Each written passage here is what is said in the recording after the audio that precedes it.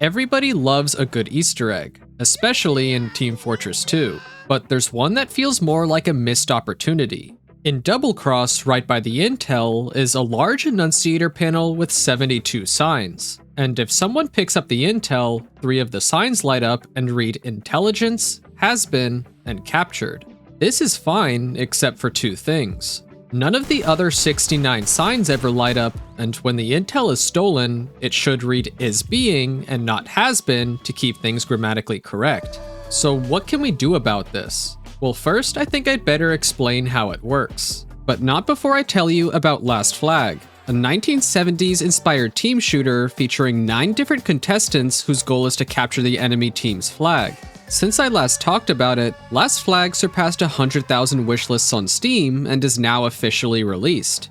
As a TF2 fan, this game has a lot of appeal. It starts with each team hiding their flag somewhere on their side. After that, contestants use their unique abilities to capture radar towers to gain map control, locate the enemy flag, and return it to their base, while still having a chance to recover their own flag if it's stolen. Right now, there are 2 large maps, with a third coming this summer and more in development. There's also going to be a new game mode and loads of earned cosmetic rewards, so there's a lot to look forward to. For a limited time, you can buy Last Flag at a 20% discount on Steam, and the first 50 people to use my code at the main menu will receive a free permanent LFF skin for Roadie. So if you're tired from the lack of TF2 updates and want to try something new, try Last Flag.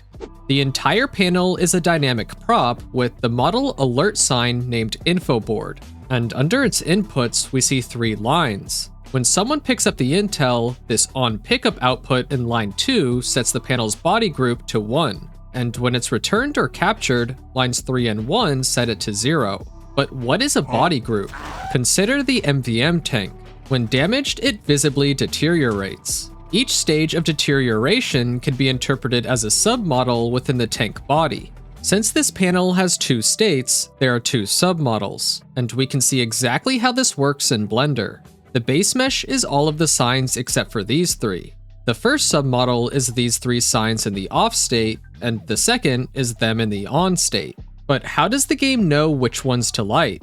In the texture file, there's actually a copy of these 3 signs, and looking at the alpha channel, only the right half are masked. And in TF2, the alpha channel is used for defining parts of a texture that should receive reflections or illumination. So the first submodel uses the left half, and the second uses the right. This is a cool trick, and I'm sure the guy at Valve who made this gave himself a pat on the back, but there's a big catch. You can't use this system to control specific signs independently of each other. Like say Engineer got backstabbed while the intel was being captured. There's no way to show this on the panel unless you have a submodel for this specific chain of events. And this begs the question, is it possible to make this enunciator panel show independent events simultaneously? If I had asked this question within the first 13 years of Double Cross's release, the answer would have been no. But since the 2022 VScript update, that answer is yes. To demonstrate, I've created a test prop consisting of 6 boxes, 3 large ones on the bottom and 3 smaller ones on top. Let's say I want the bottom 3 to always be there and the top 3 to appear or disappear. That'd make for 8 possible combinations, so using the single group method, I'd have to define 8 submodels in the props QC file corresponding with each combination. Then I'd have to activate them using hammer logic. With only 3 boxes, this is manageable, but if we add another one, that number increases to 16, then 32, then 64, and if we go all the way up to 72, that number reaches 4.7 sextillion. But instead of adding that number of lines to the QC file, we can do something else. Instead of having one body group with a bunch of submodels, we can create a unique body group for each box, each with its own submodels for enabling and disabling it. But there's a problem. In the Object Properties menu, we can only choose one submodel for one body group, despite having multiple groups with multiple submodels. It turns out that this is just a hammer limitation, and by using VScript, we can get around it. This is the VScript file for my test prop with 6 functions to show and hide the 3 small boxes. All I have to do is enter the script name in the props properties menu, and I can trigger any one of these functions using the call script function input with the specific function name. Perfect. Now that I've gotten this to work for my test prop, I can apply the same logic to the enunciator panel. But not so fast. If we take a closer look at the signs, we see that most of them aren't actually possible. Like, how would a player trigger Found Dracula? So to keep things simple, I'll only add functionality to signs whose events are actually possible. So I duplicated the existing texture and added an alpha channel to the duplicate, so the unlit signs pull their UVs from the left side and the lit ones from the right. I also changed some signs to add the words is being, wipe, and like. I'll spare you the details, but when I tried to compile them in Crowbar, I got an error. Apparently, you're limited to 31 body groups, and I had 37.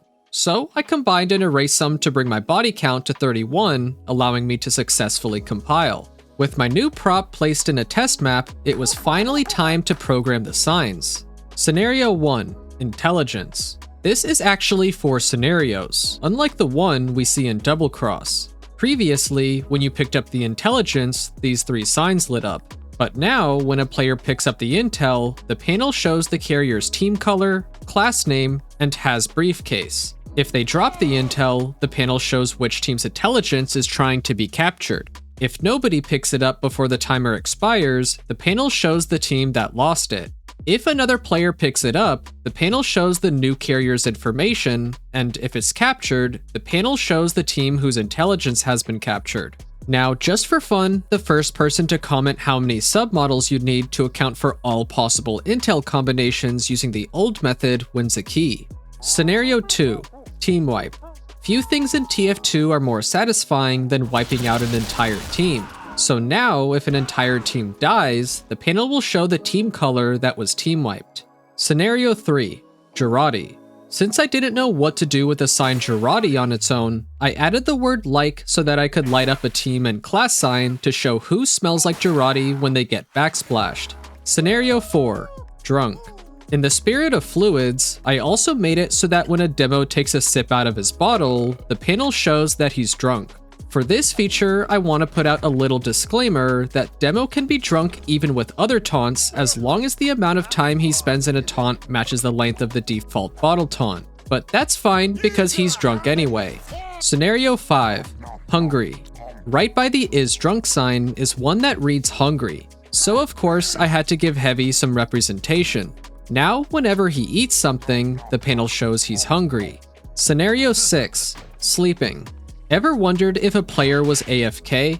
Now, if you stare at this panel, you'll find out if a player has been AFK for at least 1 minute. And every additional minute they remain AFK, the panel repeats this information until they're eventually kicked.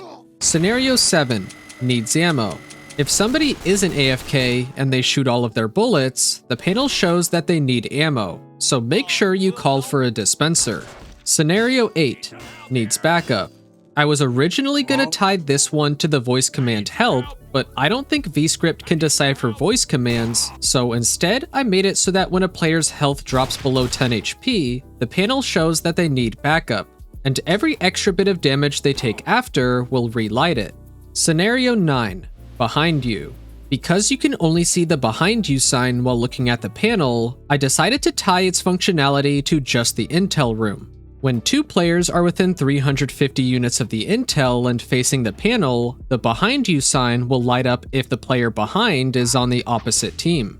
This even includes spies, so you don't have to worry about looking over your shoulder while staring at the panel. Scenario 11, Backstab. To reward spies who still manage to backstab you, I've given them another spot on the panel. Whoever they backstab gets lit up. Scenario 12, Vaporized. There are 3 more death-related signs, the first of which is Vaporized.